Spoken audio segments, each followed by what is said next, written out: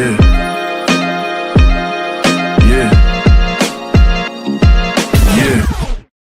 It's the Rewind. Welcome into another live edition, episode 72 of the Rewind, brought to you by Global Sports Entertainment 3. The captain of the ship, Monty Moss, here, as I will be here throughout all of tonight's episode. Yes, I'm repping Portugal one last time, as they have been eliminated from the World Cup round of 16, Spain 1-0. We'll talk about the game at the end of tonight's episode because that's just where I want to have it at, because I don't want to talk about it now. I'm get agitated. I'm get angry. I don't want to do that. We're in a good space tonight. It's been a good day. It's been a God day. It's been a God month so far. And I know tonight's guest, Divine Alignment, it was supposed to happen when it was supposed to happen. Like, subscribe to our YouTube channel at the Rewind_GSC3, as well as follow us on all of our social media platforms at the Rewind_GSC3, continuously growing all of our platforms. So thank you for the love and support. It's a slow grind. It's a long game.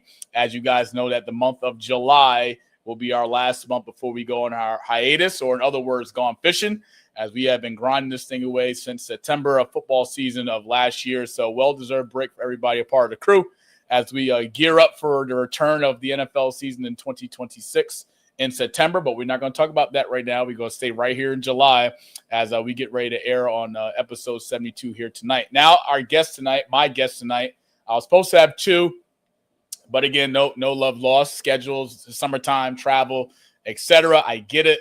So we had to pivot with one guest, but God has blessed us to come back and do it again the right way with another guest, as she has been so good to me in so many different ways. You have no idea. Opening doors for me, being transparent, being loving, caring, even behind the scenes, from people that don't see these things that go on. She's been someone that I can call on, rely on, seek advice from, and vice versa. She's created a safe space for me, and I have created a safe space for her. And tonight's episode truly means a lot to me because she knows how much she means to me. And I'm not being lovey-dovey. I'm just being lovey-dovey because that's just how I am. That's just who I've been accustomed to being. So shout out to the crew, 1990 Studios, my dog Chris and Pat.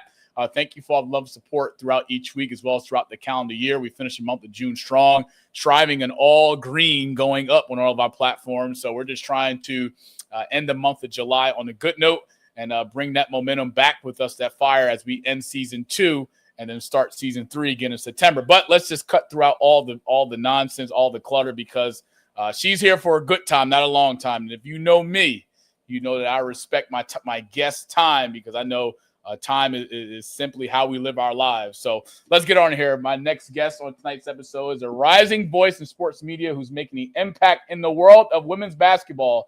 Ice Young, if you guys don't know, is a former professional and collegiate basketball player. Ice covers the WNBA as long as the NBA and the college basketball for CBS Sports, Yahoo Sports, NBC, and Peacock. She's a Syracuse alum, is also a WNBA broadcaster. Ice is also a sports journalist and the founder of Your World Enterprise, which was launched in 2022, where she's built a platform dedicated to authentic storytelling and in-depth sports coverage, and paying it forward to the next generation of aspiring reporters, broadcasters, and analysts. Known for her insight analysts, engaging interviews, and passion for growing the game, Ice has become a respected voice covering the WNBA and the athletes driving the league's continued rise. Through her work both on camera and behind the scenes, she's helping elevate women's sports while covering opportunities for the next generation of media professionals. Now, you guys know we're here to talk about a lot of things. Her journey into sports, broadcasting, her business, and beyond with Your World Enterprise, and also the state of the WNBA and what's on the rise for her career. Honor and privilege to introduce a mentor, a friend, big sister, lover, all of the ships, relationships, friendships, sister brotherhood ships, all the ships. But it's Ice Young joining us tonight, later live on episode 72. Ice, no better timing, divine alignment. Praise God, for whom all blessings flow.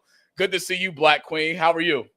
Oh, good to see you. Thank you. I think that was by far the best introduction that someone has done on my career. You honestly may have taught me a couple of things that I do, but no, I'm serious. Thank you for having me. Super excited to chat. Super excited to spend some time with you. Well, you do know that you're here for a good time, not a long time. And I just want to make sure that I respect your time because we got a lot of ground to cover. We're going a little bit around the world here. And I just want to let you know that although we are friends, sisters, brothers, ships, I will not take it easy on you by far. There are no passes on the rewind. There are no passes. Okay, so if you say something that triggers me in any form of fashion, I'm coming with all the smoke. And I'm not talking about the podcast, all the smoke with Matt Barnes and Steven Jackson. I'm talking about all the smoke here on the rewind. So let's get into it because you do know that you are a Philly faithful, a Philadelphia 76er faithful. And I do remember early this year when the Sixers were in the playoffs, you couldn't take your eyes off the phone playoff series against the Boston Celtics. Actually, it was honestly Game 7. Now that I remember when Sixers were on the road in Boston and went into Boston and stole one out of the TD Garden to then get swept the next round by the New York Knicks. We're not going to talk about that. We're not going to talk about that. We're going to stay on script. We're going to stay on schedule. But in other news, we break down NBA free agency of 2026 of what has happened and what is getting ready to happen. But let's talk about what has already happened, and that's the Boston Celtics trading NBA Finals MVP Jaylen Brown to the Philadelphia 76ers in exchange for playoff P or podcast P. Let me come correct. Paul George, 2 first-round draft picks, 2 second-round draft picks, ending Jaylen Brown's 10-year tenure in Boston, where we know that he was once drafted coming out of college. Now, last year, Jaylen Brown for the Celtics, without Jayson Tatum, who was out majority of the year with a torn Achilles, averaged 28 points, 47% shooting from his 34% from 3, 6 rebounds, and 5 assists. But Ice is something I want to pick your brain about because we had the opportunity earlier this week to hear the first reaction and news of Celtics executive Brad Stevens, former coach of the Boston Celtics, during his press conference, as he was able to talk about the reaction, first news of Jaylen Brown departing, being traded from Boston to Philly. Here's what he had to say. At our team, and I looked at where the league was heading, looked at the way that we've finished the last couple years, and also looked at the unbelievable way we've played in the regular season in the last couple years. You know, the path looked a little bit more challenging to me. I might be wrong. I'm not going to stand up here and be defensive about that. But the path looked a little bit more challenging with 70% of our cap and such a high percent of our usage tied into 2 players. Now, Ice, there's few things that stand out for me during this clip, but more importantly, during this press conference with Brad Stevens and him saying that 2 players taking up 70% of their cap is part of the reason why the Celtics have moved on from Jaylen Brown, sending him to Philadelphia. Now, we do know that Jayson Tatum, pictured here on your right, or some folks on your left, he was given a max contract, and then Jaylen Brown was right behind him with another max deal, rightfully deserved and earned after just recently being Finals MVP. But Ice, from what you have heard and from, of course, Brad Stevens, and talking about this move being a financial move in terms of creating more cap space for the team, do you feel as though this is a basketball decision from the Boston Celtics or a financial one? I mean, I kind of would say, it's a little bit of both. One, obviously believe the 70% cap space. You're looking at 2 players who, have been through some injuries. And so I think it was surprising to see that they kind of put their belief in a Jayson Tatum, who's come back from an injury, obviously, and played towards the end of the season for the Celtics. But I think from all the noise that we heard about this deal, that you feel like it was a basketball decision. You feel like there just wasn't something that was quite clicking anymore with JB and the Celtics, and he was pretty outspoken about it. And it felt like maybe they wanted a fresh start to get a different superstar in there that could get the Celtics back to where they normally are, which is in the finals. So I see a little bit of both, but I wouldn't be I would be remiss if I didn't think that it was more a personality fix or a team issue, something on the court. I think money-wise, they probably could have made it work. And obviously, this is a Finals MVP, someone who is still playing his best basketball right now in his prime. So you expect to pay a lot of money for one of the best basketball players in the world. But it's an interesting move for the Celtics. I certainly don't think what they got in return was worth it. But I guess that's yet to see in the future. Ice, I can't say I disagree because you trade, first off, you 2 first-round draft picks, 2 second-round draft picks, and Paul George, who has been pretty much a non-basketball factor in terms of playing at a high level for the last 2 years. So you bring that in there to Boston to tie it up with Jayson Tatum.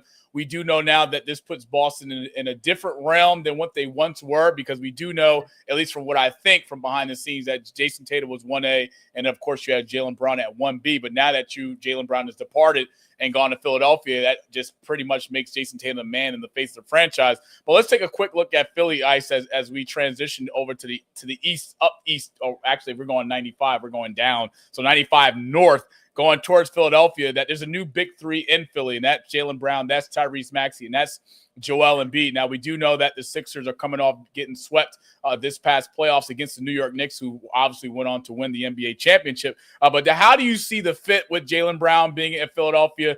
Do you think this is a move that can help this team get over the hump in the playoffs? But what's Jaylen Brown's identity on the two-way side? Do you like the move where he can bring offensively, but more importantly, where do you see him implementing his style of play on the defensive side of the ball alongside with Tyrese Maxey?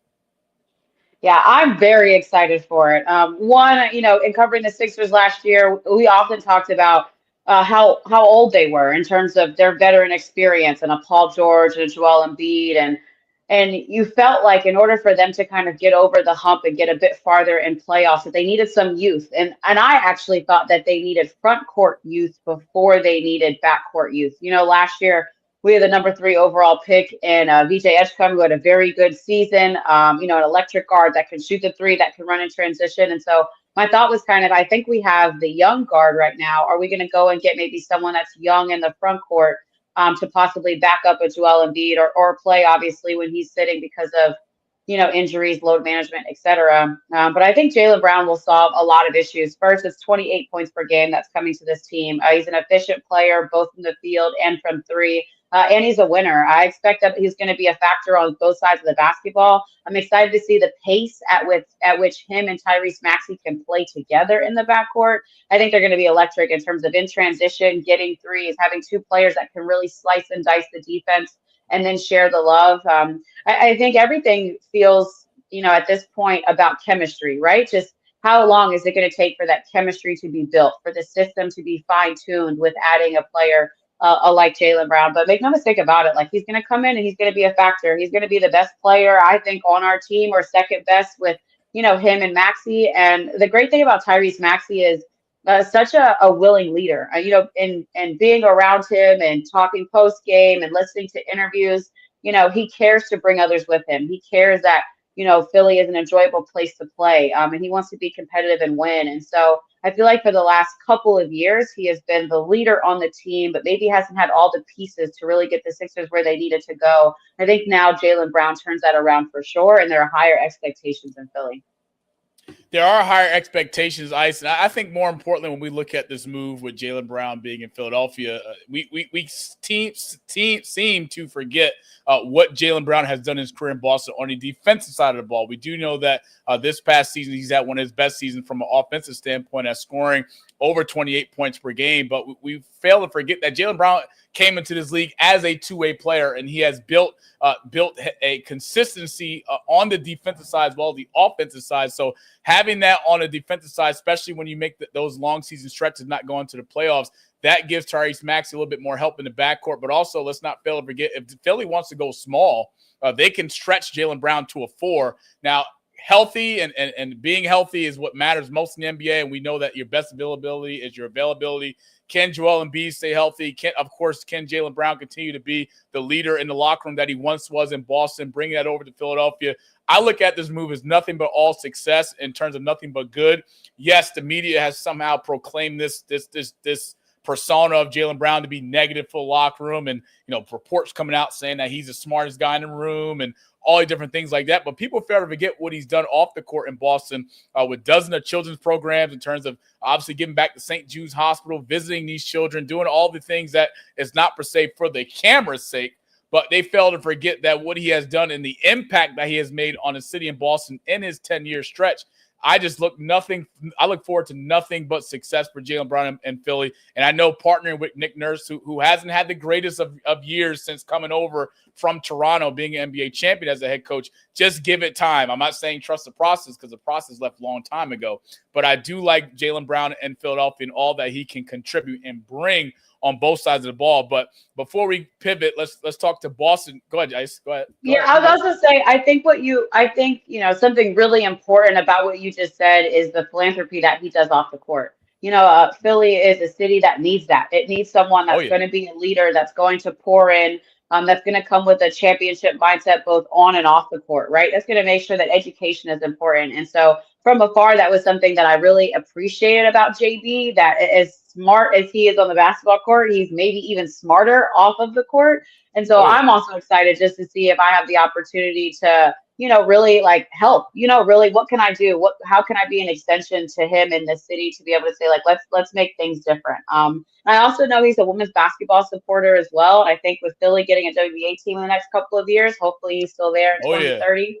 I just think it's a really good thing that's coming to the city, and he's going to have impact, like you said, just off the court and on. Immediate impact. That's emphasizing immediate, because he's coming into Philadelphia with nothing but love. And if you know Jaylen Brown behind the scenes, you do know what you see is what you get. And I do know the media has its own way of spinning things and trying to make Jaylen Brown as somebody he's not, and trying to split the beef in the locker room between him and Jayson Tatum. But listen, regardless of the fact, Jaylen Brown is now a Philadelphia 76er. And I would say that Philadelphia has won this trade, because I don't know what I'm getting out of playoff Paul George coming to Boston. Yes, you have 2 first-round draft picks. Yes, you have 2 second-round draft picks, but those can be uncommon. Everybody's not going to strike gold like the Oklahoma City Thunder and what they've been able to do for draft capital in the last 2 years. But for the Boston Celtics, Ice, we know that now that Jaylen Brown's in Philly, Jayson Tatum now is pretty much the number 1 option from here on out. What does this mean for Jayson Tatum's future as pretty much the unquestioned face of the franchise? That's what it is. It's the unquestioned face of the franchise to me up until this point, unless there's another big shocker that the Celtics have coming in their back pocket. And I would think for Tatum, like, this is where you want to be at this point in your career. Coming off a major injury, getting back towards the end of last season and establishing rhythm and getting back, but not looking like himself. But now you know that you have the free reign to get back to what you were and high of a level as he was playing.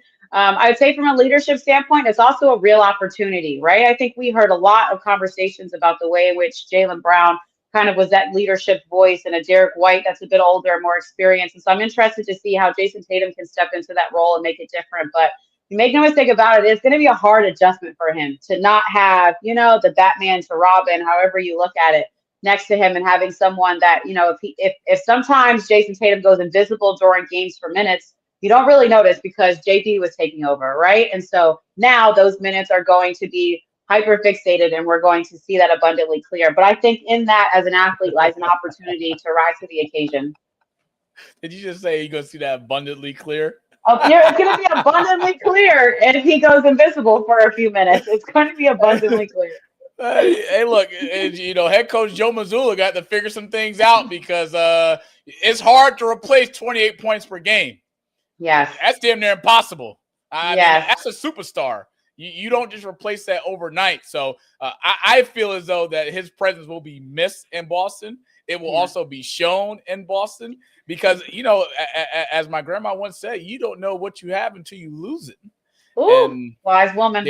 Hey, look, Celtics lost something good, and all the off the court stuff, that shouldn't matter. That shouldn't take away from the overall team goal of trying to win a championship. Because let's be honest, with you having Jaylen Brown, this is the closest you have been to a championship. Obviously winning and Jaylen Brown being Finals MVP a few years ago. But what are the chances of Boston getting back to the top of that mountain? It's a lot more harder when you have 28 points per game as your sidekick. I'm just saying. You're not wrong. You're not wrong. But as good, though, as Brad Stevens has been, I wouldn't believe that this is just the move and then that's it. There's some other things. The other shoe will drop, and I think the Celtics will have a plan. I mean, it's a brand that can't afford not to. I think about how crazy Dallas felt when they traded Luka, which still some people are looking at in disbelief.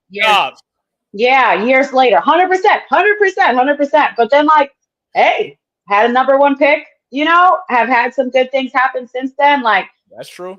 You can't greatness is so hard to maintain that the way in which it looked 2 years ago, it may not work But now. it's 2 years ago, Ice. That's what bothers me is that, 2 years is listen, a 2 years is lifetime. fresh. 2 years It's is a fresh. lifetime. Not in this I league. two mean, years is a I'll be lifetime. damn. It is. But it's 2 years. I mean, we just were in the finals 2 years ago.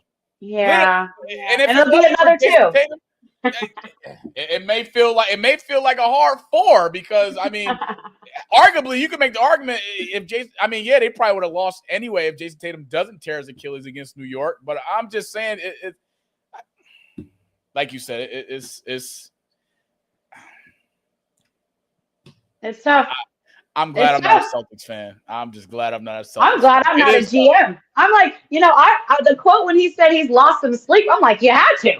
You had to. You must have been losing sleep when you made the decision. Like, so wouldn't want to be him, but it'll be interesting to see how it all works out. I know you weren't sleeping when you were making them phone calls. You had a plenty sleepless nights. Look, what y'all giving us for Jaylen? What are y'all offering? What are you giving us? So, look, Brad Stevens, he's been on the good side of making moves, and I don't know if this is going to be one of those moves where he's on the bad side of the coin to be determined, but we'll see as Philadelphia has a new big three, and arguably probably the best big three in the East now with Joel Embiid, Tyrese Maxey, and Jaylen Brown. So, Ice, I know you were excited for this upcoming season because you're going to be covering the Sixers a lot this year, and I know that you'll get to see this live in action. So, to be determined, but congratulations, of course, to Jaylen Brown. Moving on, because sometimes change is needed. 10 years long with a franchise, there's a lot of ups and downs, a lot of turmoil from upstairs to downstairs. So, hopefully this is a move that both parties can go home happy too.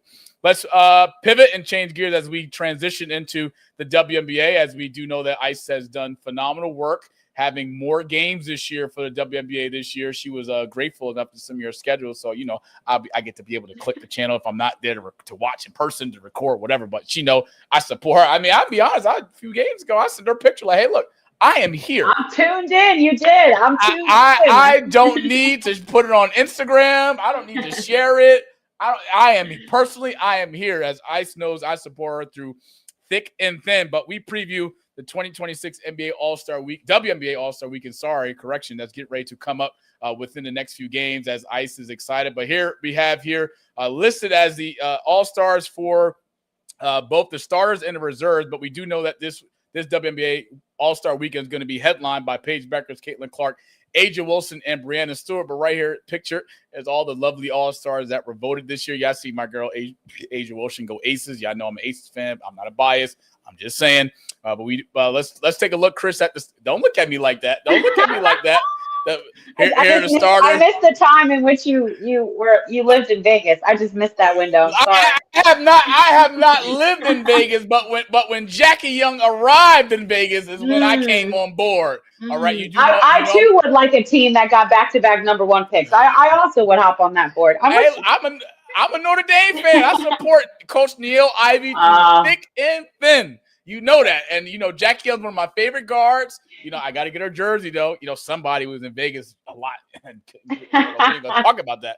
But here's the starters pool for both sides, as we see here. Aaliyah Boston, Paige Beckers, Caitlin Carter, Tasha Howard, Olivia Miles, Kelsey Mitchell, Jessica Shepard, Brianna Stewart, Gabby Woods, and Aja Wilson headlining for both sides. But Ice, we getting ready to prepare for this. But one of the things that I wanted to talk to you about, because you've been able to cover a league from a closer lens and that's literally being courtside, doing multiple games this year for the W, doing a fantastic job on color commentary as you always do. Jack of all trades. But for me, one of the things I wanted to ask you, and I know there's been some movement, some talks about potential players being snubbed and should have been an all-star this year or all-star reserve. But from what you've seen throughout the WNBA season thus far, do you believe that there are some snubs out there? And if so, who are they? Yeah, let me tell you, I voted this year, my second time voting for All-Stars, and it was hard. It was hard. The way that they set it up is it's 6 front court players and then 4 guards that you get to vote for as media, and those are the starters. And then the coaches, I believe, take care of voting for the reserves. I would say maybe if there was a snub, it was that the Atlanta Dream, who are a top 5 team in the league. Sorry, they were. By the time I voted, they were a top 5 team. They're on a losing streak right now. but they're 12-9, and at least they're top 7. So if we were going to playoffs today, they'd be in playoffs. They'd be in the playoffs. Them not having a starter, I think, for All-Star was tough. They've got 3 guards who are all top 5 in the league in steals per game. Alicia Gray is fantastic, can score, can shoot the 3. Ryan Howard, a player that is an electric bucket, so smooth, nice jumper, nice step back, also 3-point specialist. So it was hard in looking at those 2 players and their numbers, along with an Angel Reese who, walking double-double machine, has really improved her game, I think, in the full court and being able to initiate the offense, go coast to coast a little bit. And so those 3 players were playing well, like before voting happened.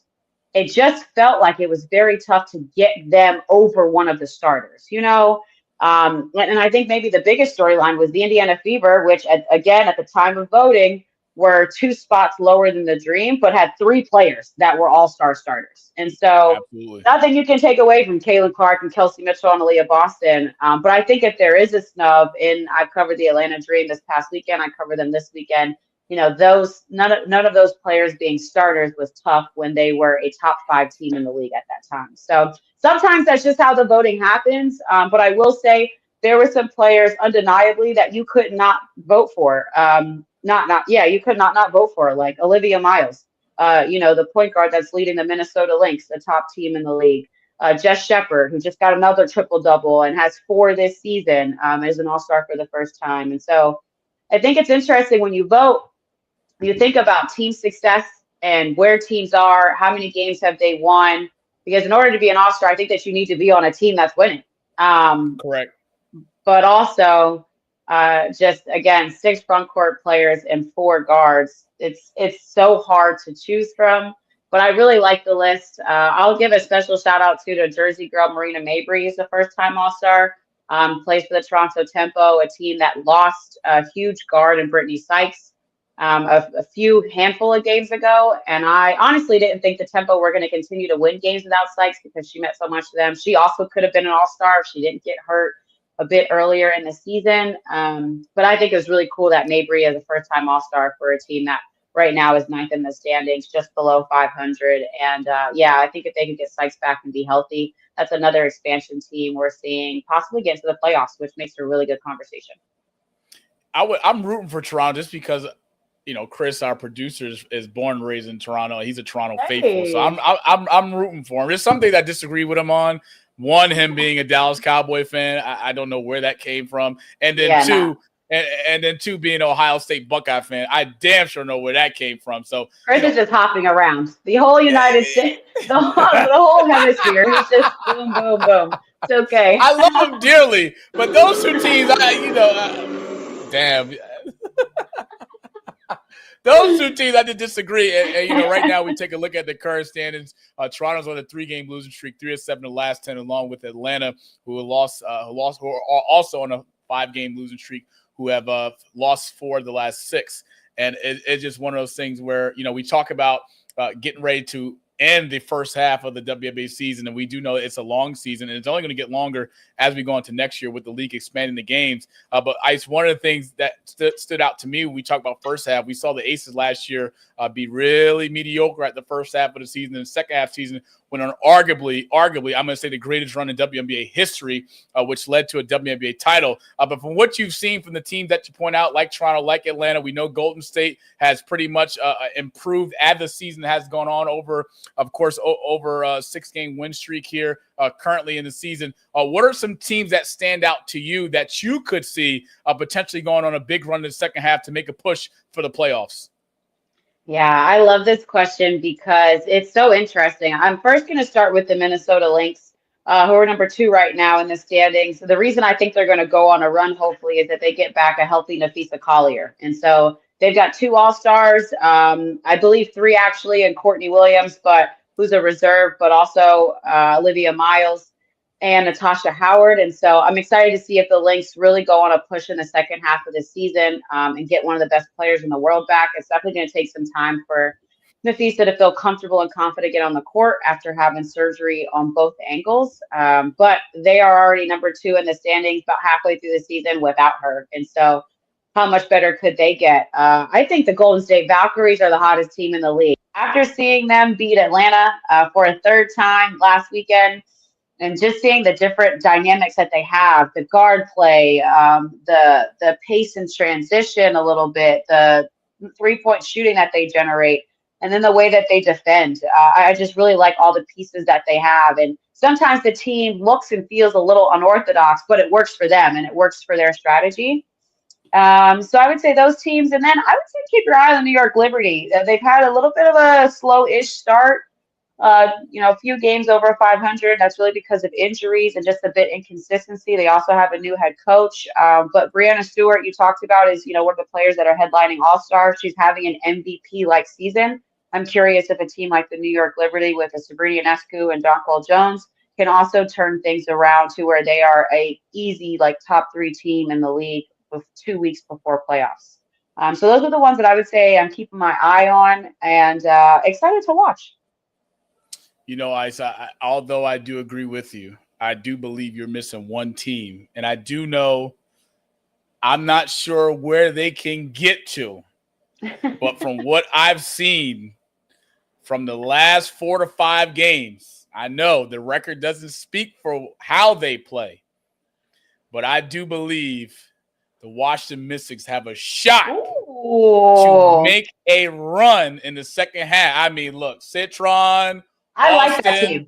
I mean, they are young, they are evolving, they are growing, and I'm not saying they're going on a run like the Aces did last year, but highlight them, circle them, whatever you got to do, because I truly believe from what I've seen, they have the ingredients to make a push in the second half of the year and hopefully make the playoffs, because Washington needs it. I mean, they have been on a downfall for the last few years in the W, and I'm happy to see that they are slowly putting in the moves to make the turn to get back to obviously playoff dominance, and that's getting into the playoffs, because God knows they deserve it. So I agree with you, Ice. Minnesota, Liberty, no complaints. But I like dark horses.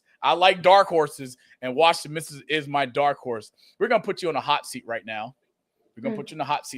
Because I said I had some surprises for you. And Chris, let's get the graphic back up with all of the all-stars for this upcoming All-Star weekend in Chicago. So Ice, one of the things, obviously, you're not calling any games right now. Let's just say you're a head coach. Coach Ice Young is drafting her starting 5. Give me your starting 5 from what you see here, preparing for All-Star Sunday. Who you going with? Okay, I love this. So I'm just going to pick the players that have been my favorites in each position. And so my favorite 5 player to watch thus far has been Asia Wilson. My favorite 4 player, I'm actually going to go Jess Shepard for the Wings. She plays the 5 and the 4 for them, but I'm going to have her at the 4. At the 3. This gets critical. This gets very critical.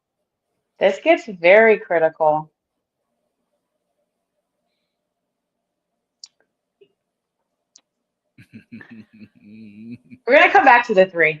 My point guard is Olivia Miles. I'm going to take the rookie. And my 2 guard is Kelsey Mitchell. Yeah, I'm a big fan of Kelsey Mitchell, and every time we get her, she just goes off. I need a 3.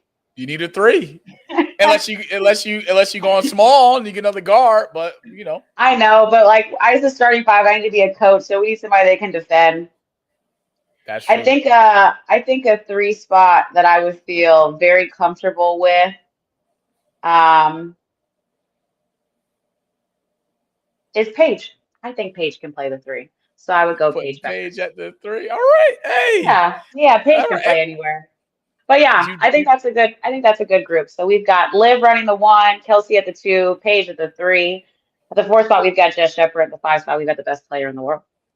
Okay, I'm giving you one more opportunity. Who's your 6th man off the bench? 6th person off the bench. 6th woman, not man, 6th woman. Off the bench. Let me go Dominique Malonga. I really like Dom. I love Dom. I love Dom. Oh no. Yeah. No. Listen, this is my young MVP. Like, mark my words, a young MVP. She would be an MVP in this league. She's got everything. She's long. She's got some touch. She's building her game. She's a matchup nightmare. In the games in which Seattle has actually won, she's been really good. A lot of height. She does, and she's got a lot of height. I went very small in terms of my 3 guards, so to speak. And so, yes, we're gonna hit Dom Malonga. I'm gonna give you. Gotta bring some size off the bench. Makes sense. Yeah. Gotta bring some size off the bench. Hey, look, I won't get my starting 5 because this is about you. Mine's come at a different time, as we do know. Right? I mean, I can, but I won't. You can. You should go. You should. If you have it ready, I will. We can compare and contrast. I'm not. Again, this is Coach Moss. Okay, I don't lose. I play to win. All right. Ice was very nice about picking per player at per position, and I'm not disagreeing with her 5. But I think for me, when I look at this group of all-stars, my one, that's a no-brainer. I'm going to take Olivia Miles, who right now is in the driving seat to be WNBA Rookie of the Year this year. At my two, I'm going to go. I'm a guard. I love guards. I'm going to go Kelsey Mitchell at the 2. 3, I'm going to stay with Ice.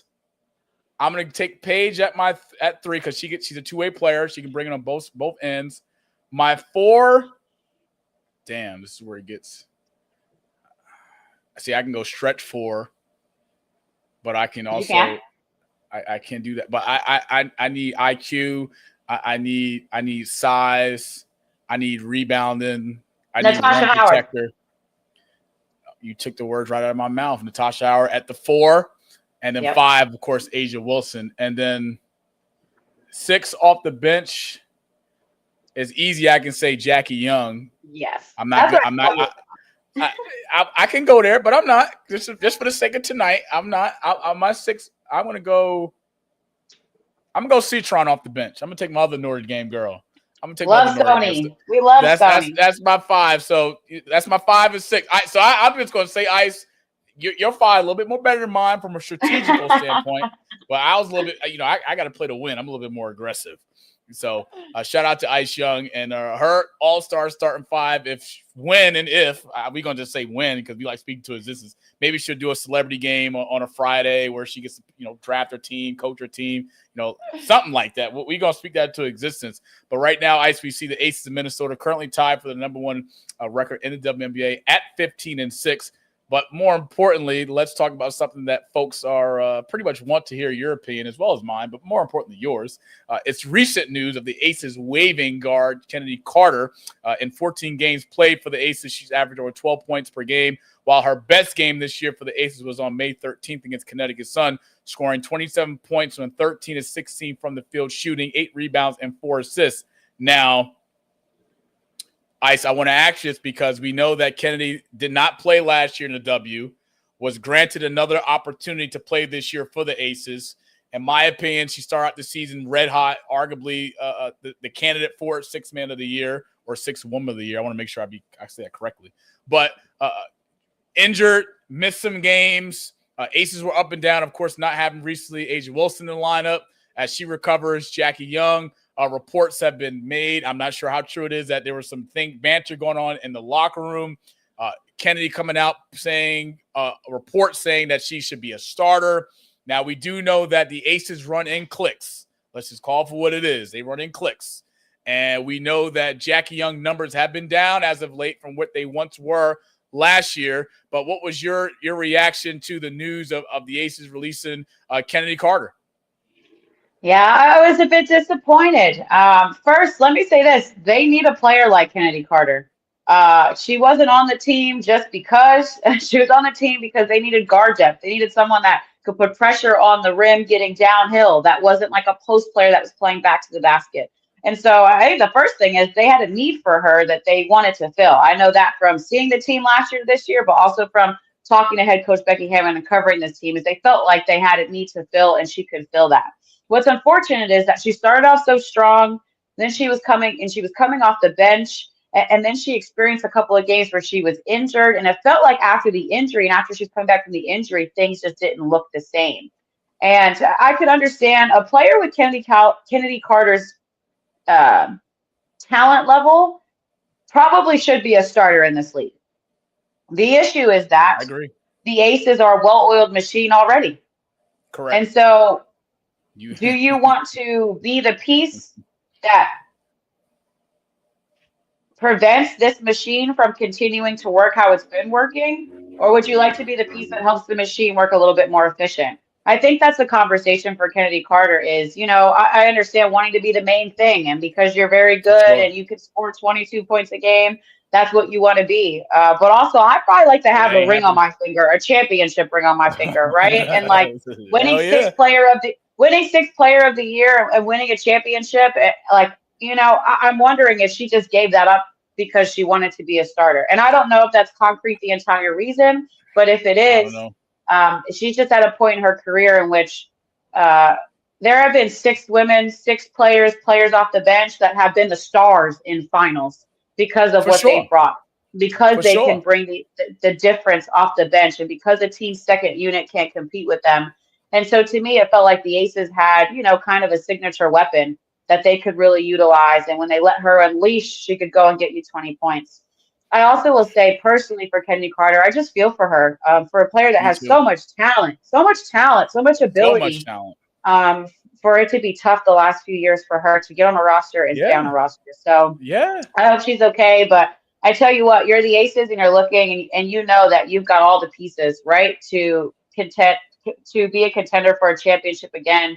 You don't want a tool in the toolbox that just isn't fitting with everybody else. And so I think they let her go early enough where they can retool and refocus. And then, hey, if I know Becky Hammond well enough, she's going to go find something else that can fill the void, that can also help, that can be an addition. I think there's a player or two overseas that I've thought about and been curious to know if they thought could add to their team and to add to their repertoire of scorers. But that to me, that's what it is it's been tough for this young woman to stay on a roster. And the Aces are just not a team that I think is willing to have anything mess up what they already know is a good thing. One of the things for me, Ice, when I think about this is that, again, I just touched on it earlier with the Jaylen Brown and Boston thing. Sometimes you don't know what you have until you lose it. But I do know, one Tell thing. my ex-boyfriend that. No, I'm kidding. Sorry. I will gladly tell him. You know me. Wait. Actually, you do know they do say one man's loss is another man's treasure. There we go. Just saying.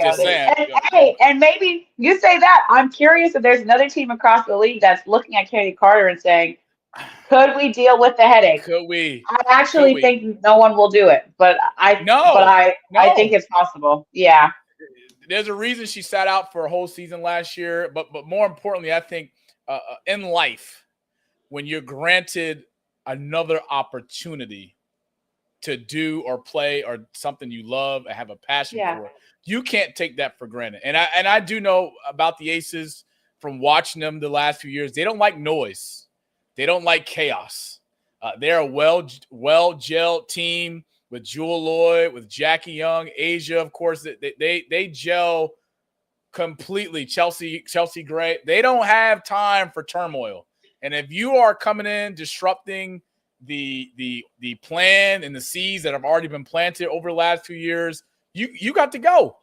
And for Chennedy, it's like you should just be grateful enough to just be on the boat, to have a seat on the ship, because at the end of the day, you're not going to be a star of the Aces. That'll never happen because you have too much star dominance as is. But just to be on the ship, to be coached by Hall of Famer, soon to be Hall of Famer, WNBA champion, and Becky Hammond, who has a ton of experience from the NBA now to the W, being successful as a player, learn from that.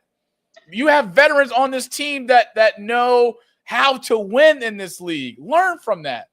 And I'm not saying she's right, nor am I saying it's wrong, because I don't know what's going on behind closed doors or what went on behind closed doors. But you are on a ship that is destined for greatness, because the Aces. When's the last time you seen them have a losing season? They're a dynasty, 3 championships in 4 years. You should want to be a part of that. And the fact that, you sitting here and your body language, because I'm big on body language, your body language shows that you think you bigger and better than anybody else. Oh, you get humbled real quick. And at the end of the day, I don't wish bad on anybody. Damn sure not losing your job. But you have to understand, when you go into the playoffs, things change. Situations change, lineups change, minutes change. And being in that sixth spot, coming off the bench, that is critical in the playoffs, especially if you're going to make a run to get to a championship, because you're starting five. As the games go on throughout a playoff series, they make adjustments. Yeah. What you did in game one, you're not doing in game two and game three. You scoring 28 points in game one, you might score 16 in game two. But your number is always going to be called. Why? Because you're the first one off the bench. And that's your job, to go in and make an impact to help your team be put in position to win. Now, if I'm on that Aces ship, I am humble as can be. Because look who I'm surrounded by. Talent. Yep. Talent. And we getting better in practice every day. Every day. So I'm not saying what happened is right. I'm not saying what happened is wrong. But I do wish Chennedy the best. But if you have had a year out of the league and you haven't got yourself together in terms of cleaning up some things that got you out of the league, and you bringing those same baggage, those same quality traits, those same attitudes and things into a new season with a new team, I don't think you deserve to play in the league at all. Yeah, it's tough. It's so tough. I still feel very close to my playing days. And so when I'm thinking about these situations, I always think from the player perspective first. What is this player going through? What do they want for their career? What are you seeing as the big picture and the trajectory of it? What's undeniably clear is that her talent would easily keep her in this league as a face of the league. But unfortunately, it's the intangibles right now that are just not happening, is what it feels like. And you're absolutely right. I think the Aces, know that they lost a weapon off the bench that they do not have. There is nobody off the bench that can put pressure on the paint, get in and play fast and electric in transition like her, other than Dana Evans. And she's been out. Who is also, exactly. Who's also spent some time out. And so, but I just would say, I'm curious if the Aces are going to try to find another guard that can fill a little bit of that void. Will they be Chennedy? No, but could they bring something different? Possibly. But I certainly believe that if they want to win again, they need one more weapon off the bench that can really be a factor. Yeah, because like you said, in playoffs, you never know. There's fatigue, there's injuries, there's matchups, etc. Sometimes you just need that thing that nobody saw coming. And that's how, and Iguodala wins Finals MVP, because you just didn't see it coming. You focused on all the other stars. So I'm curious if they find someone, but this is the league, though. It's interesting because also with more games that we have now, you would think it allows more time for some of these decisions to be made. But I actually like how early the Aces made this decision. Oh, for sure. Yeah. That's before the All-Star break. Yeah, right 15-6. We good. We gave it a chance. 21 games. We gave it more than a chance. 21 games with a few that she was injured. It didn't work. We stick and move. Yeah, stick and move. As my grandma would say, some folk, you give some folks an inch, they take a mile. 21 games. That's a long time. That's a long time. That is a long time to fix and learn and grow and evolve and mature. And look, let's just be honest. I agree with you. Chennedy right now could play for half the teams in the league easily, without question. She could start for half the teams in the league. For sure. Yeah, let's make that clear to our audience. She's coming off the bench for the Aces, but talent-wise, she could start for half the teams in the league. Yeah. You ain't lying. Yes. And I'm curious if somebody's desperate enough to go and get her. I know. I'm curious. I'm just who? Because do you want to bring that into your locker? Because if Becky Hammond and the Aces couldn't fix it, what makes you think you're any different? I'm with you. Other than the fact that Kenny's going to get probably what she wants, which is to start. But I'm with you. It's It's like dating. If you know he's a headache, why even go on the date? Just ghost. I'm kidding. We shouldn't ghost Chennedy Carter. No, you serious? No, you serious? No, you serious? Hey, look, she was at the league. Hey, look, she was at the league for a year. All the teams ghosted her. Ghosted her. Ghosted her. You're absolutely right. We don't want her. No, I mean she can go play for Connecticut. Terrible. I mean, worst team in the league. Ain't getting no worse than that. Man, she can go. She can accomplish all her dreams in Connecticut. Start, play over 30 minutes, shoot the ball about 14, 15 times a night. Just saying. No lies were told. No lies were told. I'm just saying. I mean, you had to dance with the best. That's like being out on a date and she's fine. Like, damn, she's got all the personalities. She's beautiful. She's smart. Not personalities. Yeah, she they got all the characteristics that check the boxes. Everything aligns. Like, man, she is the one. And then you just fumble it, and then now you went from a 10 to a 2.5. You're like, damn, did I do that? Yes, you did. So I know Kennedy's going to do some hard reflecting because I'm not going from the Aces to be out of the league. There's just no way. Come on. Ain't no way. I feel you. Hey, but I don't know, but for some reason tonight, I just feel like preaching. I'm just saying. and look, for all the folks out there, all right, listening or will be watching, yes, that do not mean tonight you take an opportunity of shooting at ice, all right? Y'all might just move out the way. Lead. One man's lost, another man's treasure, all right? Understand? But let's talk about something nice that I want to hear more about as I am learning and I am new to the game, but you have been doing this since the year 2022, and that is launching your own media brand, your own brand, let's put it that way, and Your World Enterprises launching in 2022 that offers media training, broadcasting, coaching. Your organization also empowers high school athletes, collegiate athletes, and professional athletes by teaching them interview skills, brand management, and how to successfully navigate the sports media landscape. Now, before I ask you, I just have to say thank you for what you've done for me. And I'm going to save more of this for tonight. Thank you. What? With my dog Jamie, who was by far the best color commentary I've worked with that weekend, who was there for both the boys and the girls. She's a firecracker. I mean, her passion, her energy is sky high all the time. If y'all ever had a cherry bomb, the cherry bomb once it go, it has that big boom. That's what Jamie brings. But it was just a great time, and this is what ICE puts together for the last few years, opening doors for young, aspiring. Shout out to my dog Crystal, who was also good to me, who I met there for the first time after talking in DMs and obviously support each other. And then my young Jedi, Syracuse, ICE knows the thing or two about that new house school. Alex Magruder, who ICE took care of me. I came to her before start. I said, hey man, I got this young broadcaster. I think he has. Can you? And she opened doors. She paid it forward. But it was just a great weekend. What ICE does every year, knock on wood, it's more years to come. 2 years. This is a year 2. I was blessed to be there for year 1 for the girls' side, but this year was on the boys' side, and I'm just so grateful for her. But these are some of the things that ICE does. She also has gone to multiple Division I colleges and spoke to athletes and given them media training and obviously mentorship and opening doors and teaching them what's right and what's wrong, what to do, what not to do in the media world. So ICE, let's talk about that. Let's talk about Your World Enterprises. This is something that you have started since 2022. You've made a lot of moves, a lot of gain, opened a lot of doors for people since then. But this year, you're doing something that you've been cooking up and been doing behind the scenes. I got a sneak peek of it. You know how when you come into the kitchen and mama's not done with the cooking, but you come in the kitchen like, that smells good. What's in the oven? Like, get out of here. Get out of here. I'm not done yet. I'm not done. Shoo.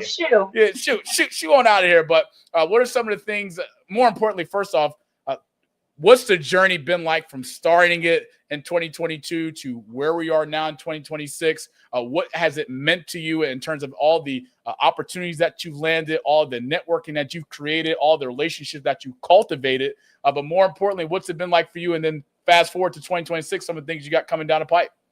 Yeah, no, I appreciate you asking and showing the pictures. Glad Kayla was there to get those flicks taken. Those were nice. Shout out to Kayla. Yeah, shout out to Kayla.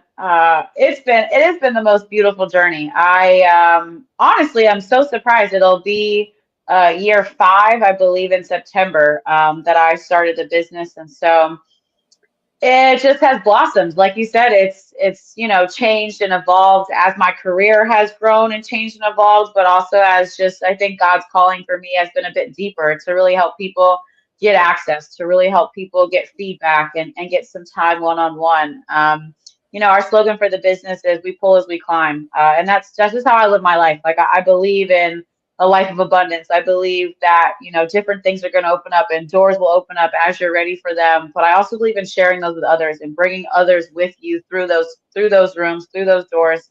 And so that's what the business has been. It's been media training college athletes and making sure that they are equipped to handle the media and to speak about themselves and about their team and to handle tough questions with confidence and to be articulate and to really boost confident athletes. I think some of the most confident athletes that I see on the pitch or on the court, on the ice, and talking about themselves and articulating what they want to do or who they are or about a teammate, that area still needs to be developed to show how confident they are when they're, playing their sport. And so that's kind of the goal for me. I've told people as I've grown up that I felt like I got certain opportunities maybe afforded to me because of the way I spoke, just because I was very articulate, because I don't mind speaking up, because I don't mind having a conversation. And so I try to instill that in our athletes that we work with. And then, as of late, the broadcast coaching has come on. I'm being really honest. So sometimes I feel like imposter syndrome. Sometimes I'm like, I'm only 30 years old. I haven't even been doing this for a decade yet. And I feel expert enough to teach those who are up and coming and who are young in it.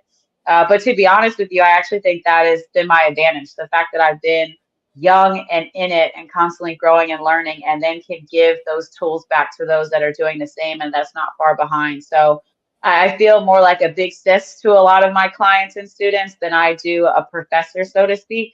But yeah, the broadcast school that you've been a part of is by far my favorite event of the year. It's just an AAU basketball tournament, Saturday and Sunday. I grew up playing AAU basketball, so it brings me back to like memories with my parents and my family on the road and eating Subway before games and hanging out with teammates in the hallways.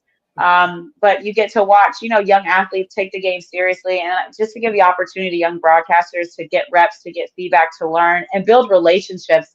I am a networker and I love building relationships, but I think the thing I'm probably most proud of is the group that we put together for the last 2 years that stays connected, that does relationships, that has each other on their podcasts and connects with each other and collaborates with content.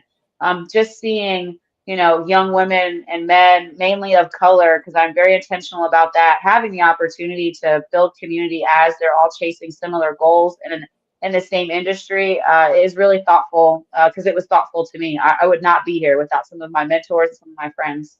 So that's a long-winded thing, a way to say that I feel like I'm a hustler, and the next thing for the broadcast school is like a studio school. It's a way in which broadcasters can get studio reps, and whether they're hosting or an analyst or whether they're also calling games, but just having a way that they can get in the studio, get reps, and then be able to get those clips and use those for their reels. I think the thing I'm seeing right now with the younger landscape is just the lack of opportunities to get professional reps so it looks good, so you can add it to a reel, so you can submit to get more work. And so trying to fill that void, but honestly, just trying to listen to the calling. I tell people a lot, like, I think the second you forget to be humble is when more external issues come. And so I've just been focused on being humble, staying grounded, and creating opportunities for people if I have the ability to do so, because there are so many mentors I could name that did that for me. That'd be a whole other podcast for me to pay back all the people who created something for me, added me to this, offered me to shadow them for here. And so, yeah, I just think I honestly have to return the favor and pay it forward. paying it forward is what it's all about. And I think you've done that abundantly and then some.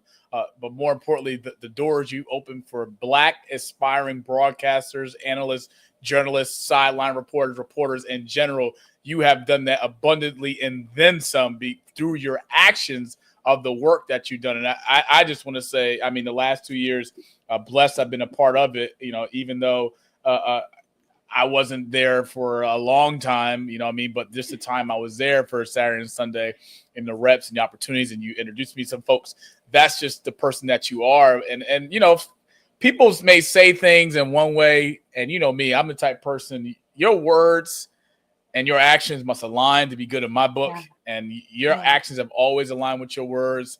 And, if it's one thing that I've learned is what God gives, he can also take. And you've been blessed to pay it forward to so many, and the lives you've impacted in so many different ways, and the relationships that you've brought together, and folks meeting each other from different walks of life, different states, different backgrounds, undergrad, graduate, some obviously in their mid-30s and so on in their career, but you've been able to put that together. And that's earned, not given. All right, it's not like ice. It's like select. It's a pool. It's a pool of talent. Let's not get it misconstrued. Not one bit. It is a pool, and Ice and her team puts this nuclear together. And, she don't know if it's going to work or not, in terms of chemistry, in terms of fit, because you meet these different people for the first time. You don't know how this person is for our strengths and weaknesses while calling the game. Are they better, during TV timeouts, or are they better before a commercial break? You don't know if this person's good at where their confidence level is at from reporting on the sideline, in between talking to coaches. So there's a lot of unknowns. But I think one thing that stands out, or has stood out, is the way Ice pours into everybody in terms of giving them that confidence and the boost that they need, even if they have it.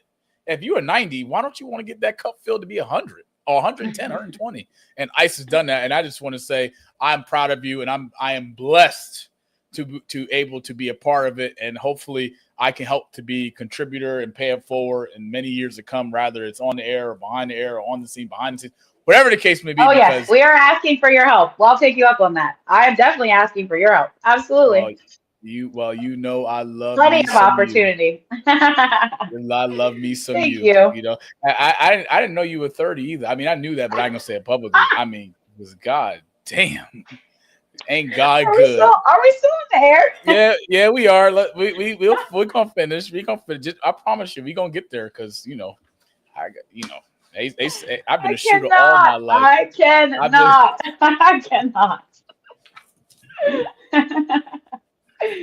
I've been a shooter all my life. I've been in the catch and shoot. Find me. Drive and kick. Find me. I will knock it down. But let's fast forward. Chris, it's almost time to get up out of here. We segment. It won't be an unfiltered video tonight, but there will be an unfiltered as we.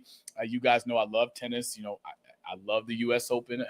I mean, I don't know. I wish I had the cup in front of me. I don't know what they put in them cups. They got the I don't know the mango or peach vodka with the three little. I don't know what the drink's called, but damn it, honey juice. It costs about $30 a piece. Like, God damn, $30 a piece.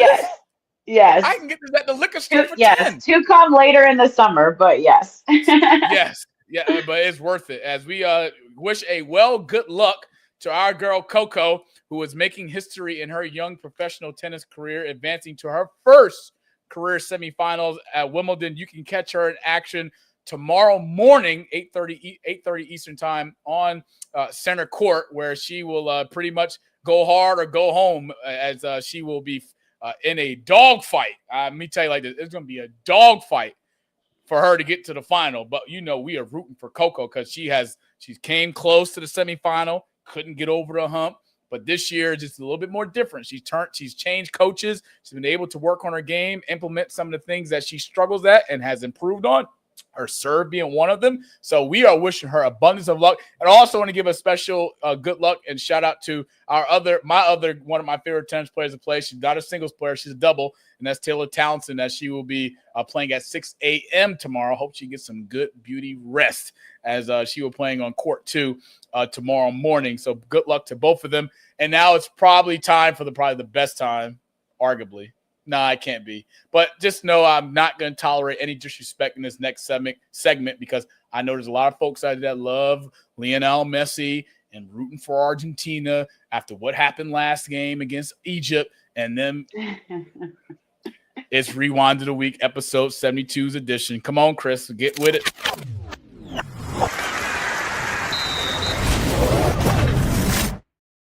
On this week's episode, an edition of Rewind of the Week, we take a rewind back to this past week of the World Cup because in 24 hours, 3 of nation's best, actually 2 of the nation's best, arguably with Brazil and Portugal and USA, of course, all being eliminated as it's a sad day for those who support Brazil.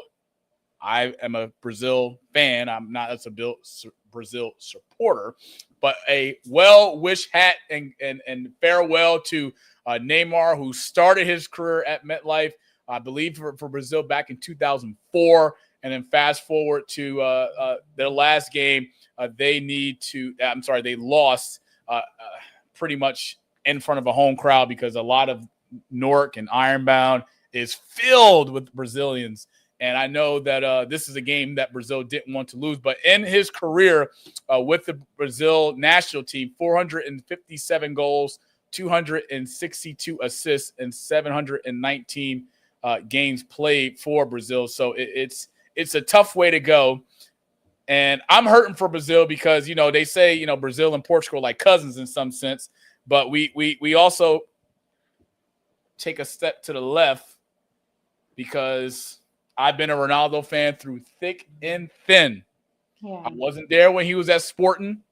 Let me come correct with the Portuguese accent. Sporting, all right, because I was a young a baby face.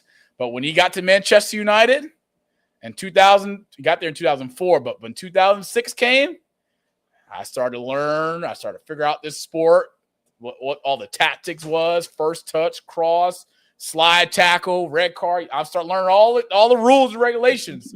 Being coached by Sir Alex Ferguson, arguably the greatest coach of all time, winning multiple Premier League titles with Manchester United. Alex Ferguson taking a chance for Ronaldo, grooming him to be the player he is, then going to Real Madrid to then win more titles, including Champions Leagues. But everywhere Ronaldo has been, he has won. Can't say the same for Messi, but I can get into that debate a whole nother time. But this is what a quote I came out with after Portugal lost in Spain, a 1-0 last minute, 89th minute goal by Spain.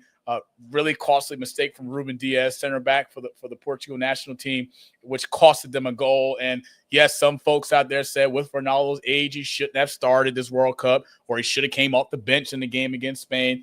To each his own. My thing is he's earned the right to do whatever the hell he chooses to do. Prior to Ronaldo, Portugal hadn't won a single thing. And it's no disrespect to Figo. It's no disrespect to any past former Portugal great. But damn it, respect greatness while it is here. But more importantly, I came out with what I said to this quote is the measure of greatness is not whether every chapter ends in triumph, but whether the body of work permanently alters the expectations of those who follow. Cristiano Ronaldo's final World Cup ended in defeat, but his career ensured that Portugal will forever expect to stand amongst football elite. Now, in his luxurious career with Portugal, he's had over 233 appearances, 146 goals, a Euro title in 2016. So, yes, I did cry because I'm hurt. I mean, I grew up on this guy. Him, Kobe Bryant, those are my 2 all-time greats. Tom Brady, I grew up on these folks. So I know greatness and respect greatness when I see it. And I don't like the Portuguese media bashing Ronaldo because you got to appreciate greatness while it's here. Yes, you do. Coming after him.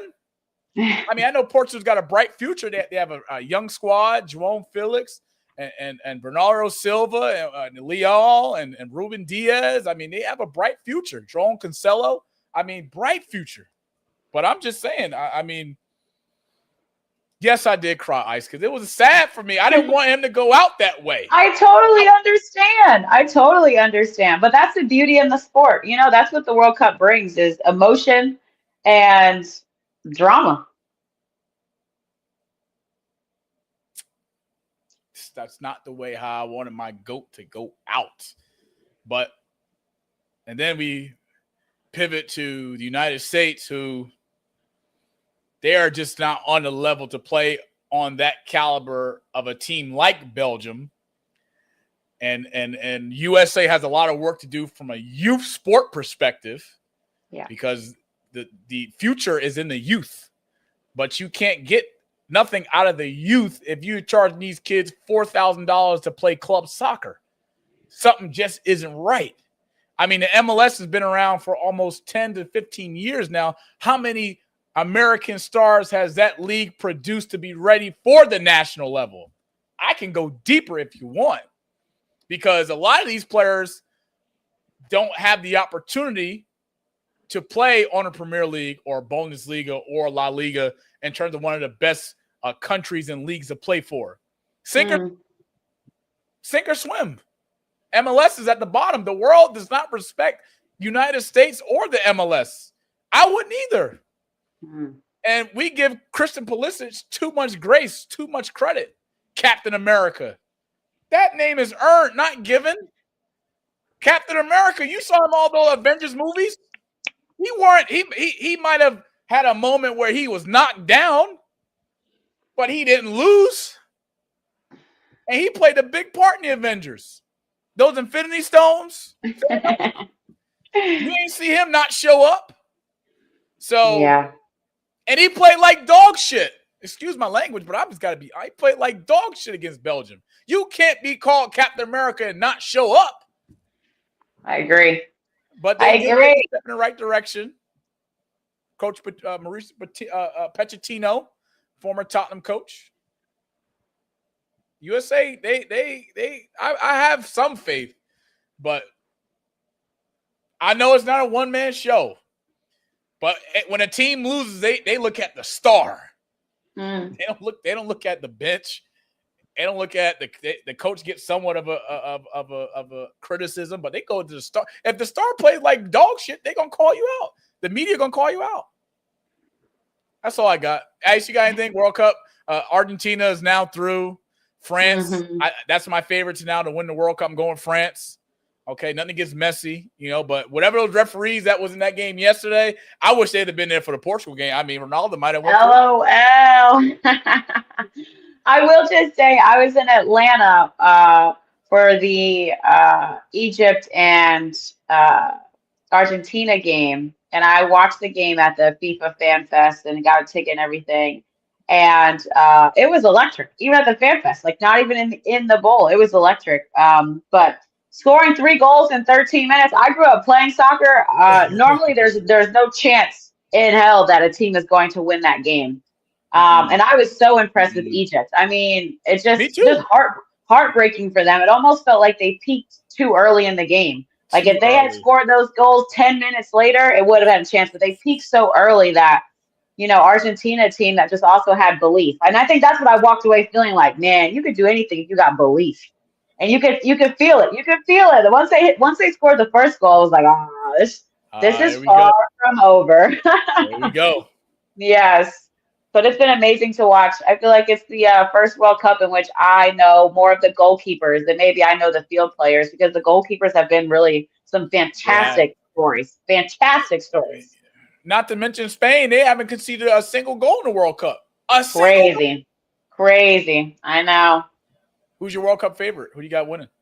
I think it's Argentina. Yeah, after seeing that, I don't know. I feel like that's betting against LeBron. It just don't happen anymore. Bet against LeBron? Yeah, that's like betting against LeBron in his prime. Like, you just don't do it. And I just think that they're still in their prime. You just don't do it.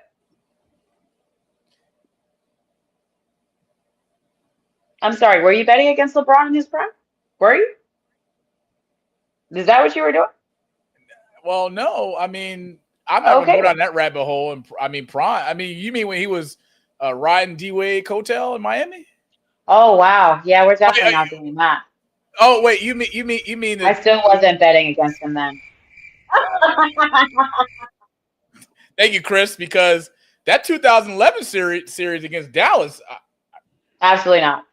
Absolutely not. If you're telling me you were betting against him in his prime, absolutely not. I'm sorry. I would never. There's two. You folks probably I bet also against. believe Central Jersey exists, so absolutely not. I absolutely not. There's a North Jersey and a South Jersey. There's no Central. Glad we're back on the same page. God, I was worried about that for a second. That New Brunswick, Somerset, that ain't Central. Piscataway. Back to my point. I think it is crazy to root against Argentina right now with the way that they just won. Okay, well, if that didn't make you a believer, I don't know what more you need. I mean, Kelly Mbappe, let it ride. I just want France or Argentina. Mbappe, yeah, we can root for them. I like those two. I'm cool with that. Even Holland. I mean, that man. It's the underdogs for me. I love an underdog story. I felt like Egypt had the underdog story. And then just like that, it was gone. So let's get into our last segment of tonight of episode 72. It's Floss with Moss. And wait, let me just grab my tissues because I might just need it for this segment here. Chris, take us home, brother.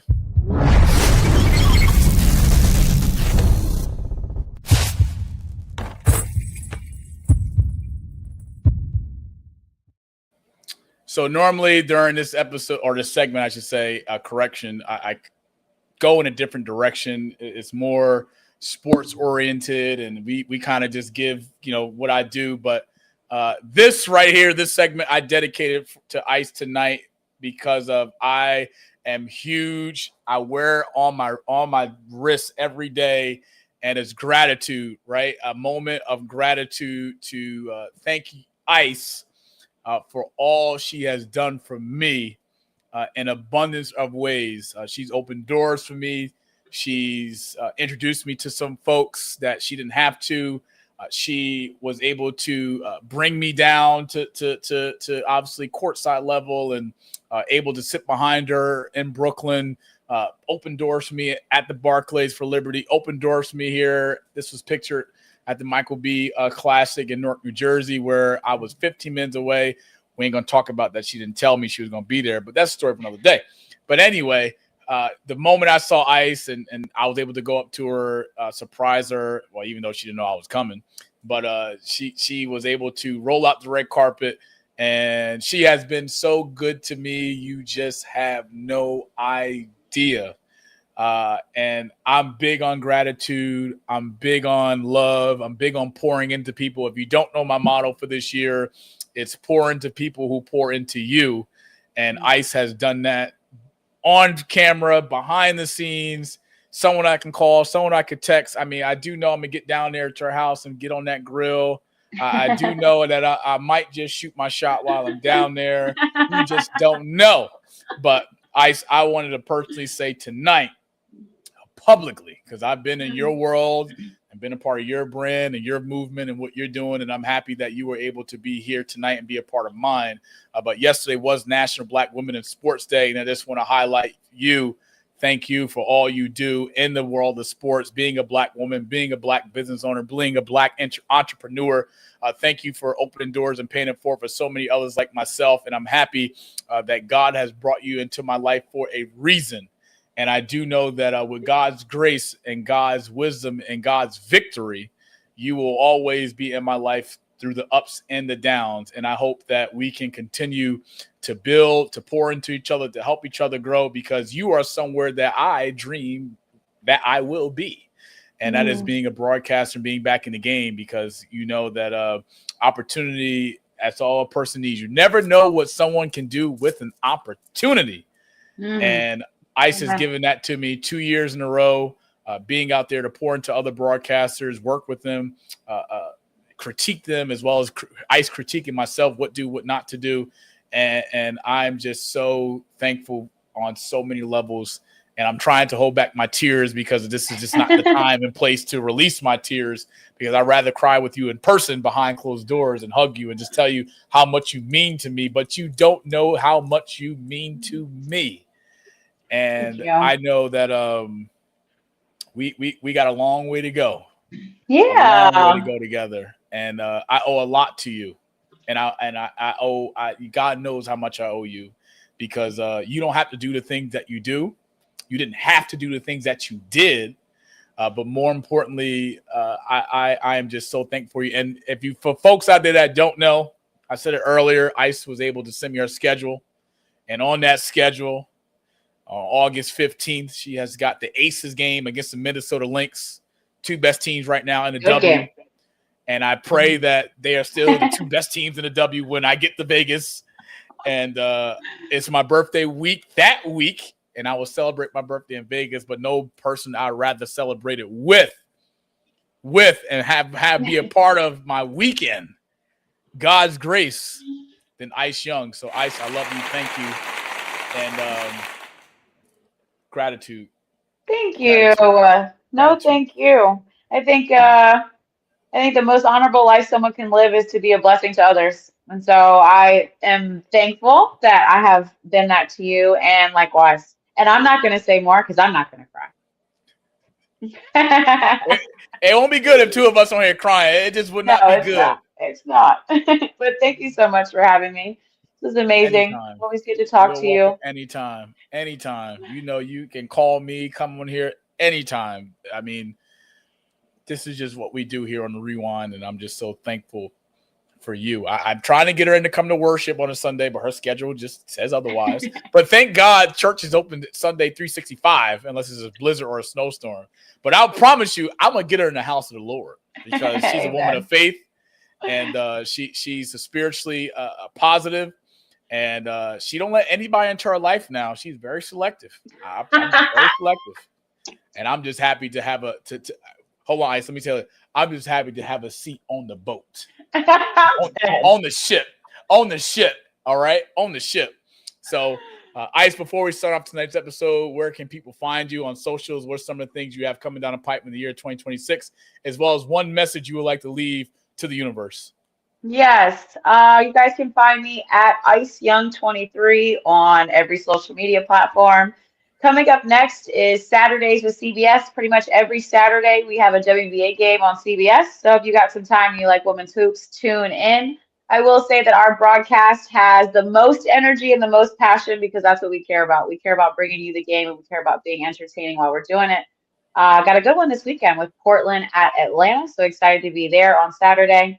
And then I'd say one thing that I will leave the universe is, we're at a time and age in which everyone is dealing with a lot, but do not complain when there's a lot on your plate when the goal is to eat. That got me through literally every tough time in life. And when I started the business and had imposter syndrome and thought, who am I and what am I doing? Even to imposter syndrome that I had last week calling a game that I've called hundreds of times before. I just think don't complain when there's a lot on your plate when the goal is to eat. Make sure that you enjoy having a lot on your plate, because that is what we're doing. That's all I got. That's all I got. And thank you.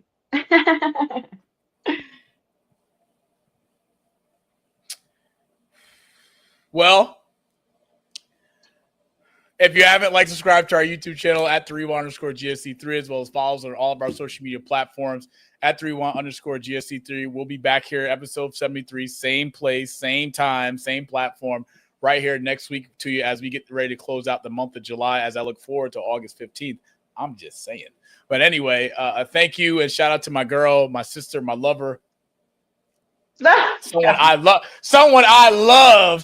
love, Ice Young, as I'm grateful for her to bless us with her presence tonight here on the Rewind. To my dog Chris and 1990 Studios, Monty Moss, get ready to sign up. But before I sign off, you guys know I do it every week. I leave with something, and I'm going to leave with this. Okay, since Ice is a woman of faith, you know I'm a man of the Lord. I follow the Lord. I'm going to leave you with Philippians chapter 4, verses 13. I can do all things through Christ who strengthens me. I love you, and I thank you. Episode 72, signing off. We'll see you guys next week.